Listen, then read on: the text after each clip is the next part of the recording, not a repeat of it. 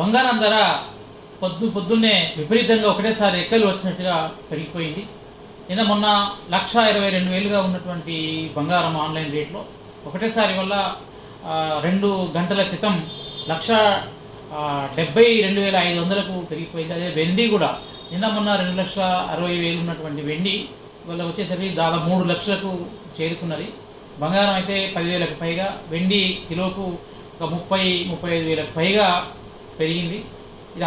దీనికంతా కారణం ఒకటేసారి భయానకమైన వాతావరణం ప్రపంచంలో ఏర్పడడం. ఎందుకంటే ఇంతకుముందే వచ్చినటువంటి వార్తలు, ఇరాన్ మీద ఇజ్రాయిల్ దాడులు చేసింది, బాంబులతోటి క్షిపణులతోటి దాడి చేసింది. ఆ దాడిలో అమెరికా దళాలు కూడా పాల్గొన్నాయి. చాలా బాంబుల కారణంగా ఇరాన్ ప్రాంతంలో ముఖ్యమైన ప్రాంతాల్లో కూడా పొగ దట్టగా అలుగుపోయింది. అంతా ఏర్పడిన అయోమయ పరిస్థితి ఉంది. ఇదంతా ఒక భయకంపితమైన వాతావరణంలో ధరలు విపరీతంగా పెరిగిపోయినాయి. ఇప్పుడు ఎవరు ఒక స్పష్టమైనటువంటి ధర చెప్పడానికి కూడా సిద్ధంగా లేరు ఎవరు కూడా. ఎందుకంటే మార్కెట్ అంతా కూడా అనిశ్చితిలో ఉంది, అంతా భయంగా ఉంది. కాబట్టి ఇది ఒక 2-3 రోజులలో ఒక యుద్ధానికి సంబంధించిన ఏదైనా కొలికి వస్తే ఏమైనా వార్తలు మళ్ళీ ఏదైనా ఎట్లా ఉంటుందో తెలుస్తుంది. ధర పెరుగుతుందా తరుగుతుందా అనే విషయం కూడా తెలియదు.